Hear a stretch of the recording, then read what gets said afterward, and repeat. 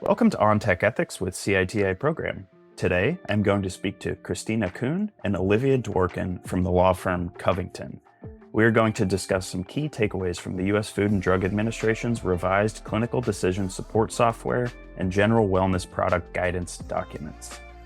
Before we get started, I want to quickly note that this podcast is for educational purposes only. It is not designed to provide legal advice or legal guidance. You should consult with your organization's attorneys if you have questions or concerns about the relevant laws, regulations, and guidance that may be discussed in this podcast. In addition, the views expressed in this podcast are solely those of our guests. And on that note, welcome to the podcast, Christina and Olivia. Thank you. Thank you for having us. So I very briefly introduced that you both work at Covington, but can you tell us more about yourselves and your work at Covington and what you focus on? Of course. So Covington is a global law firm. Both Olivia and I are in the FDA regulatory practice at the firm. It's a very large group of lawyers who work on a variety of FDA regulatory issues. I've been at the firm now for about 15 years, working on sort of the FDA at the intersection of digital health, software and emerging technologies, including AI-enabled products. We advise a whole range of companies, including kind of the more traditional hardware medical device companies, emerging companies and startups, and then health tech companies and general tech companies that are thinking more about health these days, primarily on whether and how their products will be regulated by FDA as medical devices, if they are going to be regulated, how they can comply with the FDA regulatory framework, getting to market and staying compliant once they're on market. And if they're going to try to avoid being FDA regulated, what are the guardrails for doing that so they don't end up in an enforcement situation? Olivia? I'm a senior associate in our Los Angeles office. I'm also in our food, drug, and device practice group at Covington, and I work very closely with Christina and others in our group on the matters that she just mentioned. But I also wanted to note that, probably relevant to our conversation today, a big part of our practice is really translating FDA policy that's often expressed in guidance documents like the ones that we'll discuss today, into really practical advice for product teams to help them think strategically about how to design and position products in what everyone I'm sure will know is a fast-moving regulatory environment. We also work with companies to provide comments and feedback to Congress and other regulatory agencies on these evolving frameworks to kind of help shape the landscape moving forward. And our FDA team is just one piece of our broader global digital health initiative at Covington. So we also work closely with colleagues in other sectors and other jurisdictions to cover issues like privacy, product liability, and where global regulators are aligned and maybe taking different approaches on these issues. That's wonderful. It's great to have you both again. So as we've alluded to, FDA kicked off 2026 by releasing revised guidances on clinical decision support software and general wellness products. But for someone new to FDA digital health regulation, what is the purpose of these two guidance documents and why did FDA recently revise them? So to back up to the bigger picture you're raising, FDA has been thinking about for almost a decade how to articulate those products the agency wants to regulate and those it doesn't in the sort of software and wellness spaces. One of these guidances goes back almost a decade that hasn't changed that much. And FDA's had other guidances where they've, in the digital health space, articulated, again, what's going to be regulated or not. And at the end of 2016, Congress actually codified part of that, part of the 21st Century Cures Act, where they put in the law certain types of software that is exempt from medical device regulation. And one of those was what we call clinical decision support. That was a new category at the time that FDA has interpreted in by guidance. That law also said that general wellness software is not a device. Given the Trump sort of emphasis on deregulation, promoting innovation, advancing AI, the agency's policies on wellness and decision support and digital health more broadly were an area where I think many folks expected revision because it seemed like an easy area where the administration could sort of loosen the reins, so to speak, and allow more AI and other types of products to enter the market without FDA regulation. Yeah, I'll just add on CDS in particular. We're thinking about why these guidance documents and why now. I wanted to mention that the final guidance that FDA issued on CDS in 2022 was an area where a lot of notable stakeholders, including Republican Congress members like Senator Bill Cassidy, viewed FDA's prior interpretations as perhaps overly restrictive and maybe stifling innovation. So we've been anticipating some changes to that guidance for quite some time now to address some of that criticism and that feedback that the agency was getting. And then on wellness, I'll say the changes to the guidance really align with broader attention to consumer wearables that we're seeing at the federal level. We know that HHS Secretary RFK Jr. has a big campaign to encourage the use of sensor-based wearables. And then just the timing of these announcements too. Marty McCary, the FDA commissioner, announced these guidances at the Consumer Electronics Show, which is a really high-profile tech conference. So to Christina's point about the pro-AI, pro-innovation stance that this administration is taking, the timing of these announcements was also pretty notable. Certainly. So I want to dive into both guidances in a bit more detail. So I'm going to start with the revised clinical decision support software guidance. So Olivia, another question for you, just as kind of level setting for our audience, is what is clinical decision support software? And can you also provide some examples of different products that would be considered CDS?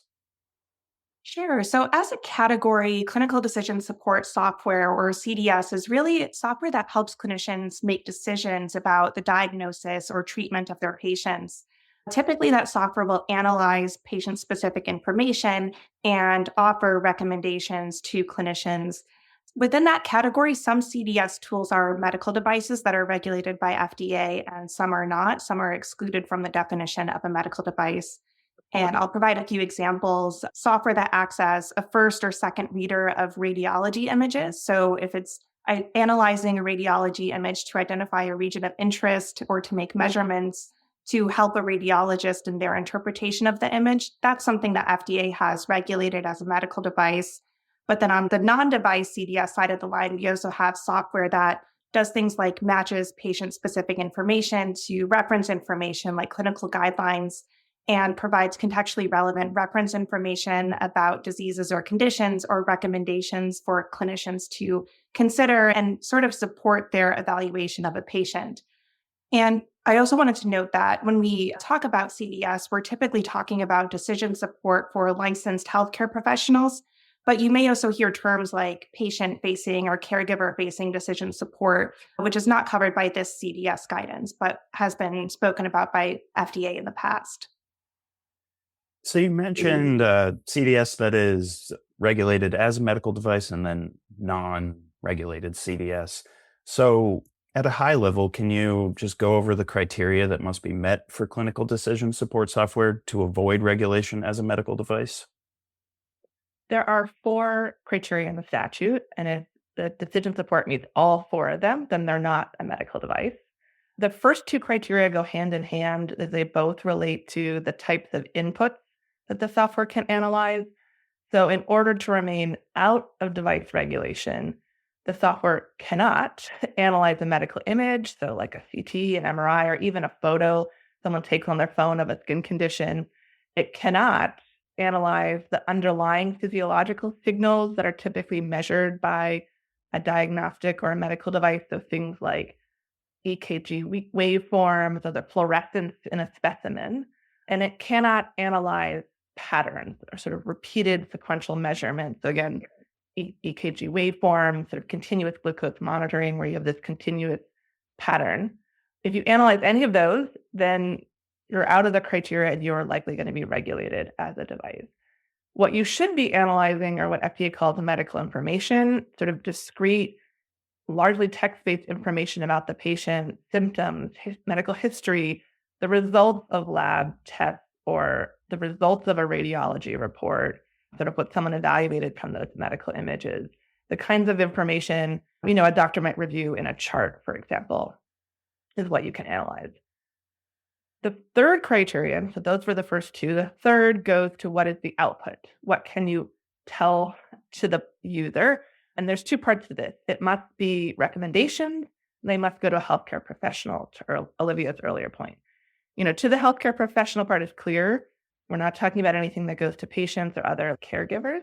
Recommendations is the part where we've seen a lot of action, where we'll see the revisions in this guidance, what is a recommendation and what is not. And then the fourth criterion goes to kind of this human in the loop concept and transparency, and says that to avoid regulation, the software needs to enable the healthcare professional to independently review the basis for the recommendation. So they're relying on their clinical judgment informed by the software output, but not relying exclusively on that software. That's really helpful. And I think that gives us a good base understanding of clinical decision support software. So I know the revised guidance shed some light on the FDA's thinking around the previous guidance. So can you walk through some of the key takeaways from the revised guidance? The main revision relates to that third criterion, that concept of providing recommendations. In the prior guidance, which was issued in 2022, FDA had defined this pretty narrowly and said that software only meets this criterion. It provides recommendations only when it provides a list of options. So software that provides any sort of singular output would not be exempt and would be regulated. So that included things like a specific treatment course or a treatment plan. It provides, a specific recommended diagnosis or things that provide a risk score. All of those things were not exempt.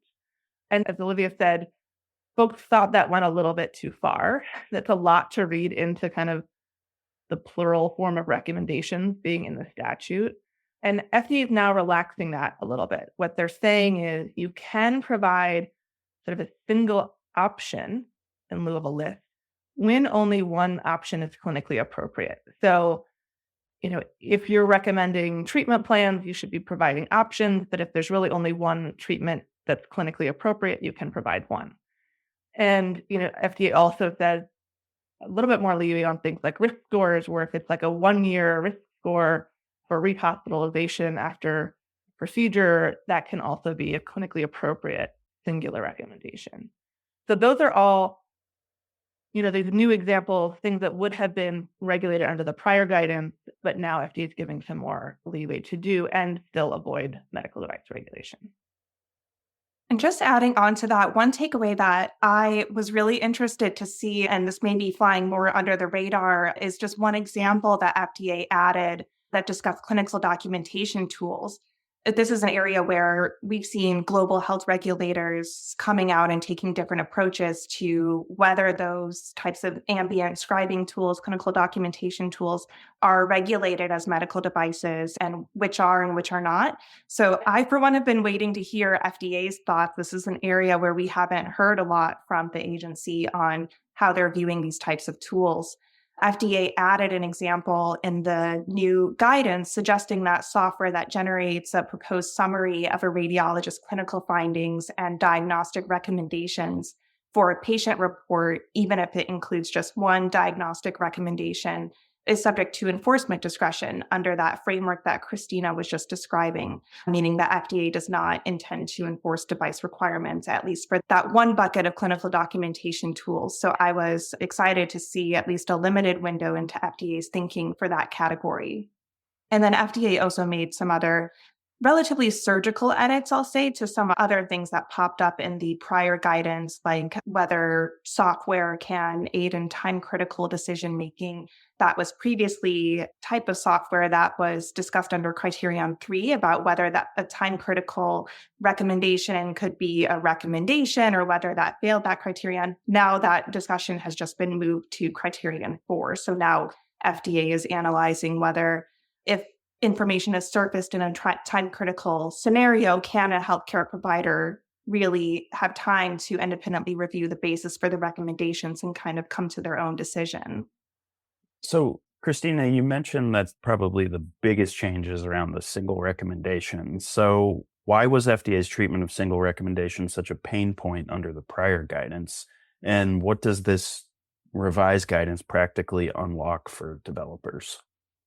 So under the previous guidance, I think the concept that it had to be a list of options was practically hard to implement because there are a number of clinical scenarios where a list may not be clinically appropriate.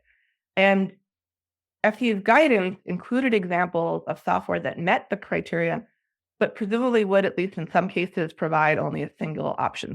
For example, FDA had said drug-drug interaction software that provides an alert if you're prescribing a drug that has a known interaction with another drug the patient has been prescribed, that could be exempt clinical decision support, that could meet the criteria. But presumably that kind of software only provides a single output. Either there's an alert or there's no alert. And FDA talks a lot about matching patient information to approved drug labeling or to clinical practice guidelines. But if you do that, there may only be one option. There's only one recommended dose under the drug labeling or only one recommended treatment. So that left people in the bind of, does my software have to make up options so that I can have multiple options? Is it okay if the software is designed to surface multiple options most of the time, but sometimes doesn't? What does that mean? And as Olivia said, there was this view of why are we even talking about this list of options? Why can't a single piece of information be a recommendation? Doctors can understand that as a suggestion to use in their decision-making. They don't necessarily need a list to say, oh, I need to understand that this might still not be right for my patient. So this change now clarifies that and says, those examples, all of those examples I was talking about, yes, where it's clinically appropriate, you can have a singular output. You don't have to make up options or avoid talking about those scenarios to fall within the exemption, which is a very helpful clarification. I think it helps folks feel more comfortable who are already kind of interpreting the guidance that way, because practically that's what made sense. The piece of it that I think is actually a bigger shift is this concept of risk scores, because FDA was pretty clear before that any kind of risk probability or risk score was a no-go if you wanted to meet the criteria and avoid regulation. And now FDA is saying is you can provide certain types of risk scores, and the agency won't regulate you as a matter of their enforcement discretion. So they give an example of a 90-day or a 1-year risk score of hospitalization for a patient post-transplant as being unregulated, but software that predicts the risk of intraoperative or hospital mortality based on kind of near time measurements to guide an immediate escalation, that kind of risk score would still be regulated, would still fail the criterion. So that opens up quite a lot of room, actually, because there was a lot of software, at least that we were working with, that wanted to do some degree of risk score. There's a lot of kind of risk categorization out in the literature that maybe requires a complicated calculation that would be great if it could be automated, or folks are, crunching their own data to come up with risk scores and risk stratification. So that opens the door. We still have the question of between immediate and 90 days, how much leeway do we have? But I think it opens the door for quite a bit that wasn't permitted before. So since the flexibility comes through enforcement discretion rather than a change in FDA statutory interpretation, how should companies think about the durability of that approach, and what questions are left unanswered? So enforcement discretion is by definition subject to FDA's discretion. And we've seen examples in prior draft iterations of the CDS guidance where FDA has said that certain software is subject to enforcement discretion, and most notably software that's intended for patients and caregivers, so patient decision support software and caregiver decision support software. Then when FDA finalized the CDS guidance in 2022, that full discussion of enforcement discretion for patient and caregiver-facing software was removed. So we've seen examples where something that was subject to enforcement discretion may no longer be subject to enforcement discretion in future iterations of guidance. This potentially means that these interpretations are maybe fragile across different administrations, and we have different people at FDA, different commissioners that are thinking about these issues differently. In this case, at least for the singular recommendations point, this was an area that did get a lot of criticism, and the enforcement discretion approach arguably is permitted under a reasonable interpretation of the statutory language. So I'm not sure that we'll see a lot of pushback on this new category of enforcement discretion, but anything is possible. And just on the topic of things that are going to be hard to implement on a go-forward basis, the last thing I would add is on that concept of you can have a single output when it's clinically appropriate, that now creates this judgment call that folks will have to make on what constitutes being clinically appropriate. that might be an easy call if you're doing things like matching something to, FDA approved drug labeling or guidelines. But increasingly, the interesting innovation and clinical decision support is where people are coming up with algorithms from real world evidence data sets and the like. And it's not clear kind of what level of validation you would need to be sure that only that single option is clinically appropriate. So that will just be, an implementation question going forward, whether they've met that threshold. And then one more question on the CDS guidance before we move into the general wellness guidance is, Olivia, you mentioned that clinical documentation tools have been a focus for developers in recent years, and that the revised CDS guidance includes an example touching on these tools. So what does that example tell us about FDA's current thinking, and what does it leave unresolved? The example that FDA included in the guidance is really helpful. It does provide sort of limited insights into how FDA is thinking about these tools, but I do want to caution that the example that they included is relatively narrow. There's only one example that relates to clinical documentation tools, and it does have a few prongs to it. So the diagnostic recommendation that the clinical documentation tool produces should be based on clinical guidelines. It can't use information that is not from well understood and accepted sources. The software also can't analyze the underlying image, so it would only be able to review and analyze the radiologist's reported findings from the radiologist's review of the image. And an HCP still needs to be in the loop to review, revise, and finalize the patient report. And then all of the other non-device CDS criteria that we've been talking about must be met as well. There are a variety of clinical documentation tools on the market that have different features. Maybe they are producing a list of diagnostic recommendations, so they wouldn't be captured by that singular recommendation. And for those tools, we're left wondering whether those are all clinical decision support that meet all of the criteria. There's also tools that don't produce anything outside of the sort of the four corners of the patient visit transcript or outside of the radiologist's documented findings.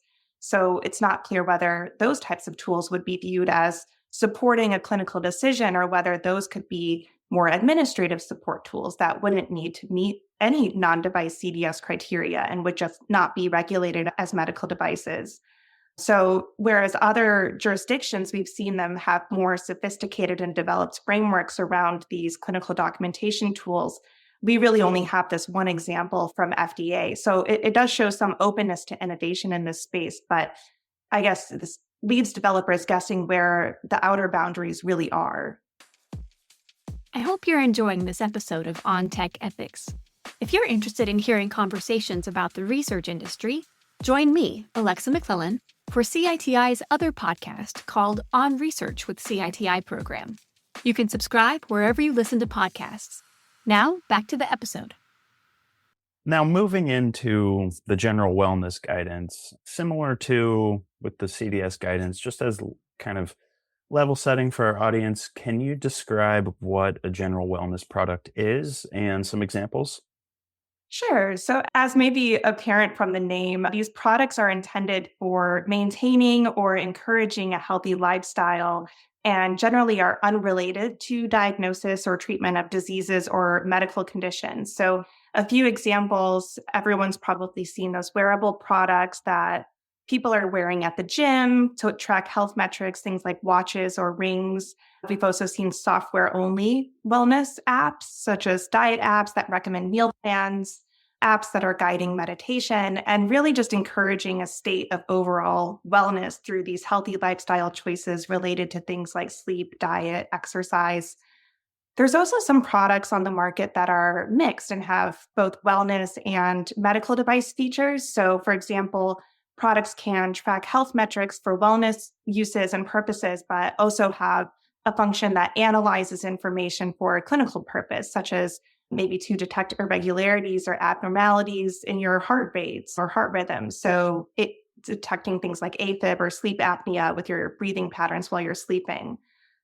I do want to say the space has really evolved over the past decade or so. I think that the first general wellness guidance was 10 years ago, close to that. And since then, the scope of information that consumers really want access to has expanded. I think when the first general wellness guidance came out, the main parameter that was on everyone's mind that we thought of wellness was heart rate and the heart rate sensors in treadmills. And over time, more and more physiologic parameters that were traditionally only measured in clinical settings at your yearly physical were viewed as having these wellness uses. And consumers wanted to know these parameters just for information to have in their daily lives and to impact their lifestyle decisions. And they weren't just vital signs that people wanted measured once a year. So the types of information that consumers wanted access to, and then the technology that was able to capture this information and track and trend it for users has really evolved over time. Certainly. And I would imagine that with that evolution from the guidance that was originally released over a decade ago, that there are some significant changes here. So can you talk through some of the key takeaways from the revised guidance on general wellness products? So all the action in the new guidance is on these wearables that Olivia was mentioning. I think it's really one of the first big changes we've seen in the wellness guidance in those 10 years. It hasn't changed much until now. It was an area, these sensor-based technologies, the guidance didn't directly address before. People just sort of interpreted, the concept that as long as it's for a wellness use, for healthy lifestyle choices, you could have these sensor-based technologies. As Olivia mentioned, the sensors, the heart rate sensors in the treadmills and the bikes go back a long way, and no one ever tried to regulate those as medical devices. But as the evolution that Olivia was talking about was happening, there's the innovation in what we can measure with sensibles and wearables and the sort of consumerization of those kinds of parameters. There were increasingly questions about what was wellness or not wellness. Could anything be wellness, even if it has other clinical purposes? Are things inherently clinical? And it started to coming to a head in the last year or so with things like continuous glucose meters, where you saw some on the market as wellness, and then FDA actually cleared as devices some continuous glucose monitors or CGMs that had a wellness intended use. So that opened the question of why were these being regulated as devices if they have a wellness intended use? And FDA never directly clarified that. And then last summer, FDA issued a warning letter to a company that was marketing a blood pressure indicator as a wellness product. And FDA said in that warning letter, the agency's position was that if you're displaying blood pressure values, those are inherently clinical because that's how you diagnose hypertension. So there is no wellness version of blood pressure. The company that got that warning letter pushed back pretty strongly and said, we disagree. We think this is wellness. We're not changing our product. So that created more, questions and confusions about where all this landed. So what we got in the revised guidance is that FDA has now clearly said sensor-based technologies that measure a physiological parameter like blood pressure or glucose or heart rate or blood oxygen saturation can be a wellness product. So they're not a medical device if they have a wellness intended use and if they're not invasive. So that seems to open up the concept that really kind of no parameter is inherently off the table for wellness. The fact that it has a clinical purpose doesn't preclude it from being wellness. You do need to have a wellness purpose. You can't just have something that tells you whether you have hypertension and call it wellness. It needs to have connected to some wellness use. So exercise, kind of normal, healthy sleep habits, diet, nutrition, stress, things that are not disease related. If you have that, and if you're non-invasive, which FDA has a pretty low threshold, for example, they clarified that the CGMs that they cleared as devices were considered devices because they have a microneedle that pierces a little bit into the skin, and that they considered that invasive. So minimally invasive is not invasive enough to be wellness. To be wellness product, you have to be fully non-invasive, essentially, and have to have a wellness purpose. But if you can do that, then it opens the door for sort of any wearable, sensor-based, physiological parameter that could be measured. So in terms of that shift away from physiological parameters as automatically disqualifying for wellness products, how significant is that shift? And what does it signal to you about how FDA is thinking about the wellness space more broadly? The principle that you can have these wearables and be wellness, like I said, is not new. We've known that for things like heart rate for a long time. But for things like blood pressure, where I read the guidance as basically FDA fully retracting its position in that warning letter, it's pretty significant. We pretty rarely see FDA issue a warning letter saying this is a regulated device, and then, less than 6 months later, issuing guidance saying it's not a regulated device, which is fundamentally what happened here. So that, I think is a pretty strong kind of top-down message that they want these things to be available for wellness, and, that they're going to take a broad view of what can be wellness going forward. So it leaves open the door for really any non-invasive sensor technologies now going forward to be wellness. I think there was a lot of questions, things that the guidance still doesn't address directly, like temperature. Is that inherently a fever, or can that be used if it's kind of one of several metrics and things like, stress or sleep patterns? That's still a little bit open, but I think the concept that really, as long as you have a justifiable wellness use and you're non-invasive, is going to open the door for a lot more innovation. And Olivia, you mentioned how some of these wellness products may also have device components. So can you talk a bit about the most important guardrails companies need to understand to avoid drifting into device regulation? Sure. So while the revisions do open the door for a lot more general wellness products, at the same time, FDA is very clear about certain guardrails that companies need to follow if they want to stay on that wellness side of the line without drifting into a clinical purpose or medical device use for their product. So the products can't reference diseases. You can't generate clinical diagnoses or treatment recommendations based on the data you're gathering.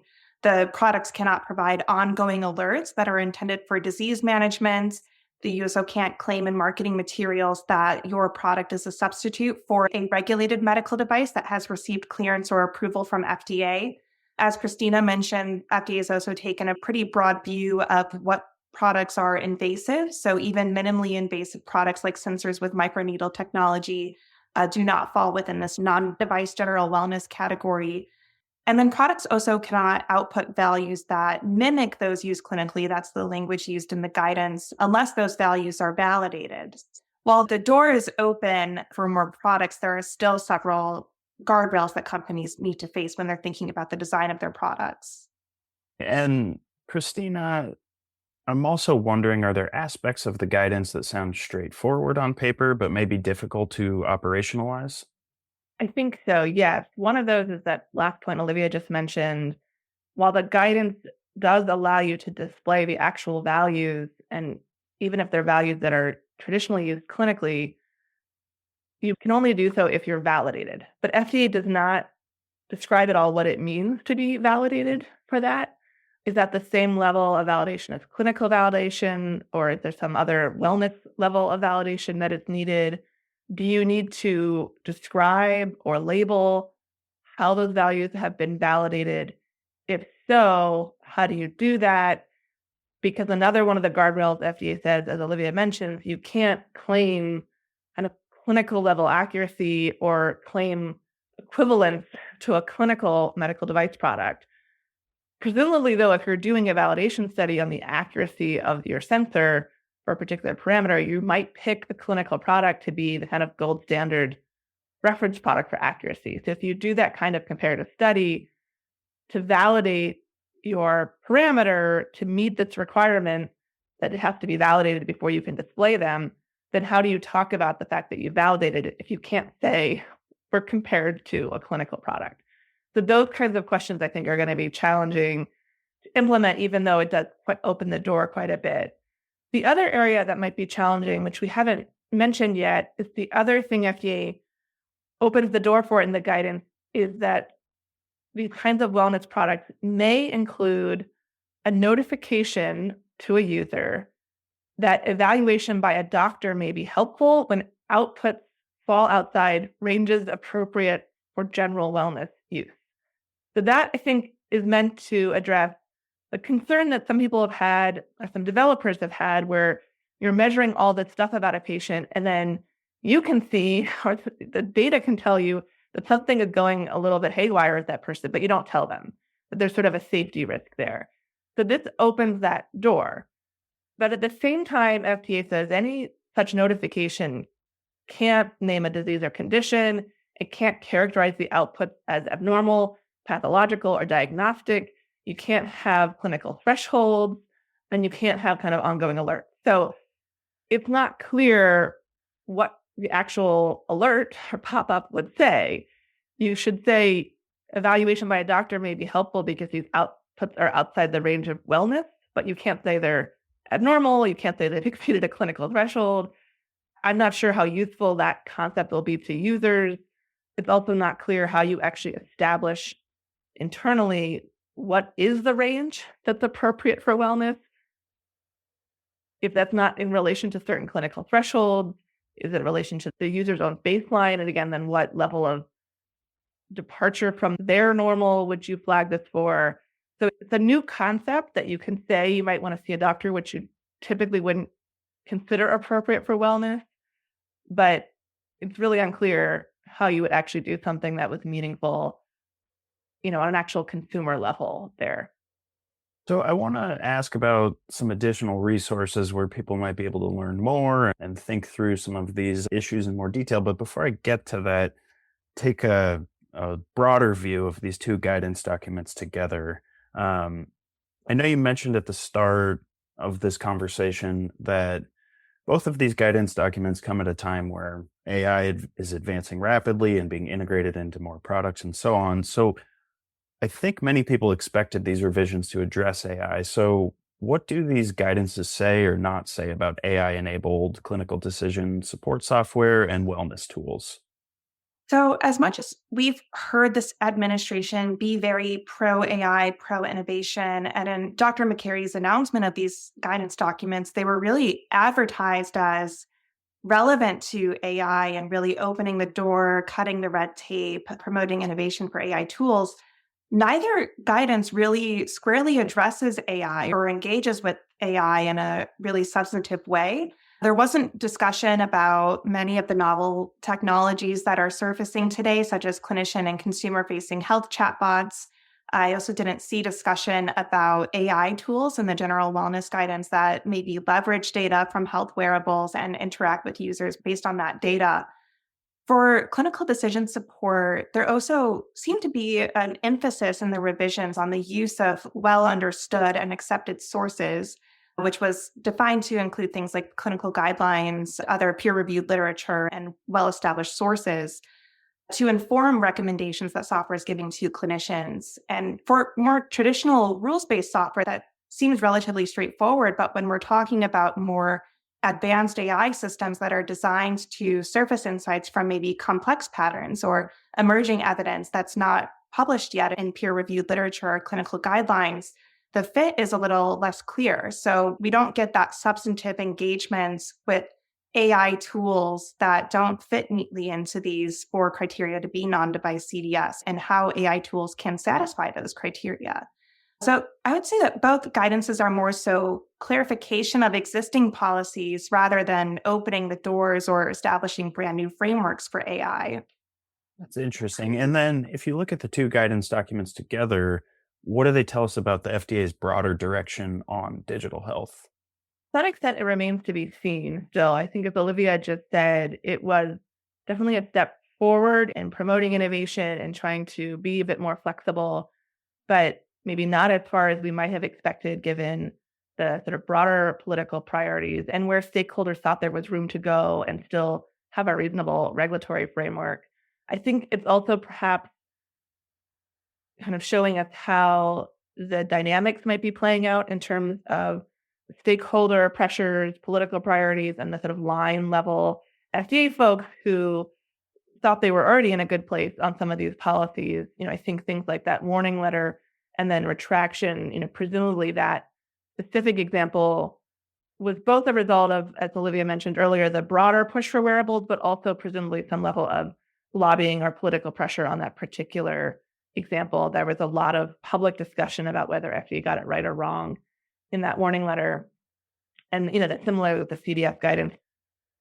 So maybe what we're seeing in these guidances is kind of that compromise between the political level wanting to do more and the line level FDA who is actually writing these guidances and signing off on these guidances feeling like they don't want to go too far. They're worried about opening too many things out in the market without FDA oversight, particularly as things advance. And I think what'll be interesting to see is how FDA deals with the intersection of all these technologies. As I think Olivia alluded to, we're going to have chatbots and things like generative AI that can connect to all these wearables. And how are they going to crunch all that data? Are they going to layer things on it? Are people going to be sharing the wearable data with their doctors? Should they not? What do doctors do with it? All of those pieces, I think, are just going to get more complicated. That'll be interesting to see how FDA handles them. Absolutely. So you both have unpacked both of these guidance documents in a very helpful, understandable way. But for our listeners who want to learn more about them, what additional resources do you recommend? So we've talked about some of our top level takeaways today, but we did Covington issue 2 more detailed client alerts on these 2 guidances that summarize these takeaways and a few others in more detail. So I'd encourage everyone to look at our website and take a look at those if you're interested in learning more. We also have a digital health blog at Covington, so everyone can subscribe. We do have a global cross-disciplinary digital health team that's always monitoring these developments and reporting on those on that blog. So that's a good resource to have. And then finally, I would just say to watch FDA closely. This is an evolving space, so I don't think that this will be the last that we hear from the agency on these issues. So keeping an eye on the news will be important. Certainly. And I will include links in our show notes to those resources that you just mentioned so our listeners can check them out. And on that note, my final question for both of you is just, do you have any final thoughts that we have not covered in today's conversation? I would say my last point about watching FDA closely and perhaps the lack of substantive AI discussion in these 2 guidances, it does make me wonder whether AI-specific guidance is forthcoming.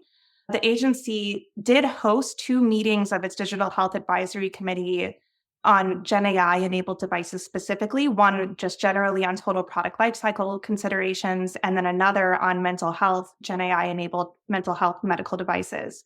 So far, we haven't seen guidance incorporating recommendations or information from those meetings. So I've been watching the space to see if we get any more information from FDA on AI specifically. And I would just add that I think the pace of innovation in all these areas is just going to keep accelerating. And it's going to become kind of increasingly challenging for FDA to keep up. In terms of its formal policies, I think the examples we saw today were already examples where FDA is kind of trying to catch up with what industry has already decided is appropriate and is moving forward with, and the agency is stepping in to either agree or disagree with that. And I think we're going to see more of that challenge for everybody, really, of having policy keep up with where the industry is going, presents an opportunity for industry to engage. Because I think FDA is looking more to understand where are these technologies going, what are the consumer needs, what's going to be available in terms of technological advancements, and where should the policies go, maybe more so than there would have been 5 or 10 years ago. So I think if you're in the space and developing, thinking about whether and how to engage FDA is something that you might think about more proactively than you did before. And then the last piece is the interplay between state and federal regulation. And we're seeing states increasingly step in and try to regulate health-related AI, particularly that's not a medical device. So as we try to push things out of FDA medical device regulation, whether the states step in to handle that, whether state level gets preempted by the federal rules, which the Trump administration is currently pushing to preempt all these state AI laws. But then there's pressure to do something else at the federal level, so there's not complete unregulated products out there. I think it's a space to watch too. So even if you're like, we won the battle on the FDA device regulation, I think, especially if you're an AI product, stay tuned on where all this else is playing out. Absolutely. Lots to look out for. I think that is a wonderful place to leave our conversation for today. So thank you again, Christina and Olivia. Thank you for having us. If you enjoyed today's conversation, I encourage you to check out CITI program's other podcasts, courses, and webinars. As technology evolves, so does the need for professionals who understand the ethical responsibilities of its development and use. CITI program offers ethics-focused, self-paced courses on telehealth, digital health, AI, cybersecurity, and more. These courses will help you enhance your skills, deepen your expertise, and lead with integrity. If you're not currently affiliated with a subscribing organization, you can sign up as an independent learner. Check out the link in this episode's description to learn more. And I just want to give a last special thanks to our line producer, Evelyn Fornell, and production and distribution support provided by Raymond Longaray and Megan Stewart. And with that, I look forward to bringing you all more conversations on all things tech ethics.